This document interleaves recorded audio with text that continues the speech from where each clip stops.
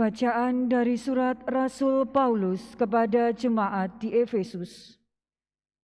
Saudara-saudara, dalam Kristus kami mendapat bagian yang dijanjikan Allah, yakni kami yang dari semula ditentukan untuk menerima bagian itu sesuai dengan maksud Allah, yang dalam segala sesuatu bekerja menurut keputusan-keputusan kehendak-Nya.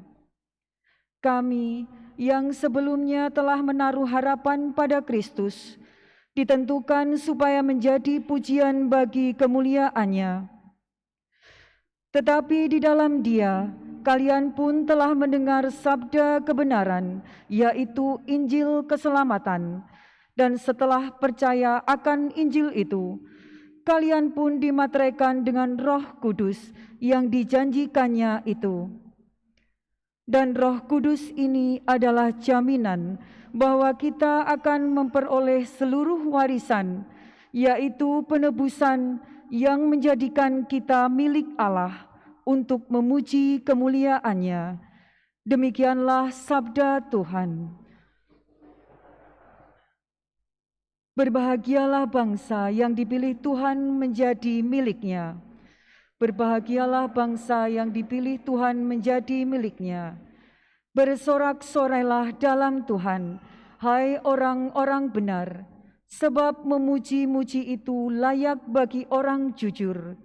Bersyukurlah kepada Tuhan dengan kecapi, bermazmurlah baginya dengan gambus 10 tali.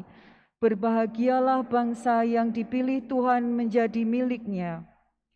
Sebab firman Tuhan itu benar, segala sesuatu dikerjakannya dengan kesetiaan. Ia senang pada keadilan dan hukum, bumi penuh dengan kasih setia-Nya. Berbahagialah bangsa yang dipilih Tuhan menjadi milik-Nya. Berbahagialah bangsa yang Allah-Nya Tuhan, suku bangsa yang dipilih Allah menjadi milik pusaka-Nya. Tuhan memandang dari surga dan melihat semua anak manusia. Berbahagialah bangsa yang dipilih Tuhan menjadi milik-Nya. Haleluya, haleluya, haleluya, haleluya. Tunjukkanlah kiranya kasih setia-Mu ya Tuhan, sebab pada-Mu-lah kami berharap.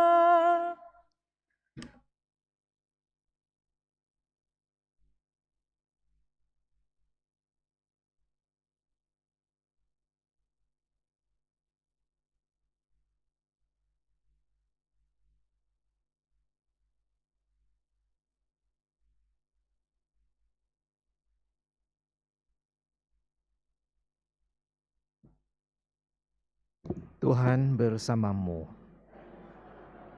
Inilah Injil suci menurut Lukas.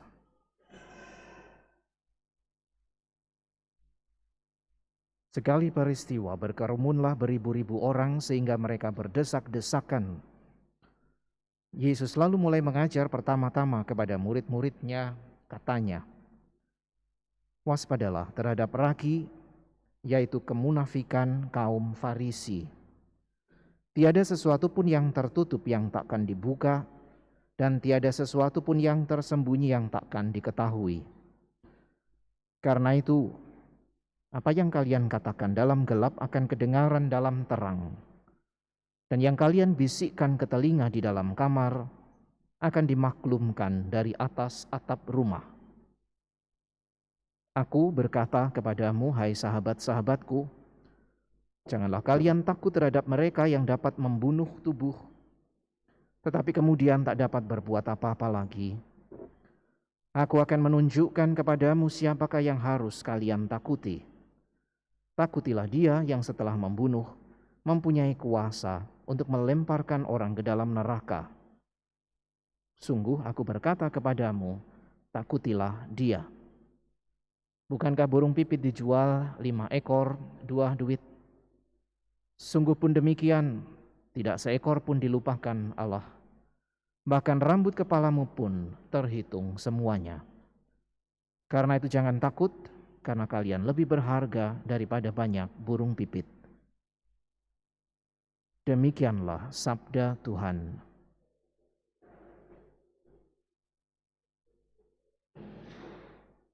Saudara sekalian yang terkasih, dalam kesempatan pengajaran kepada para murid-Nya, Yesus kembali mengingatkan untuk waspada.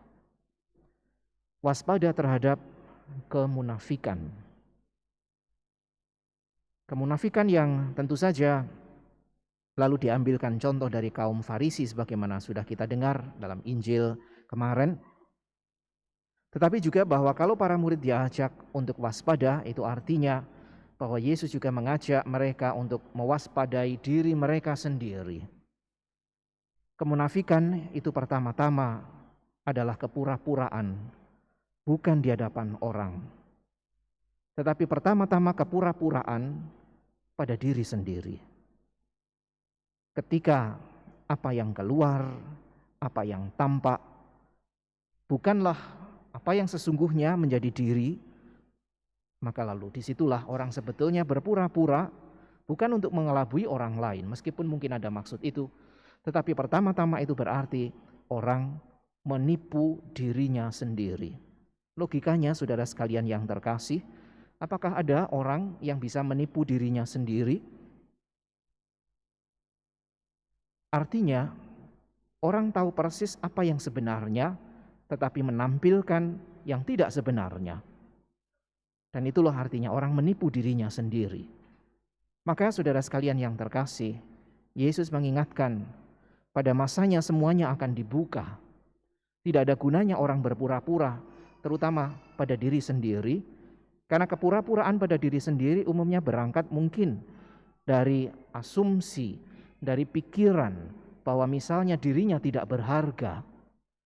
Orang yang merasa dirinya tidak berharga bisa menampilkan dirinya seolah-olah berharga di hadapan orang lain. Dia sendiri merasa bahwa dirinya tidak berharga, mungkin kurang ini, kurang itu, maka dipoleslah begini dan begitu. Itulah kepura-puraan.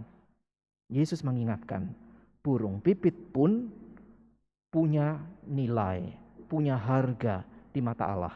Apalagi kalian yang jauh lebih berharga daripada banyak burung pipit.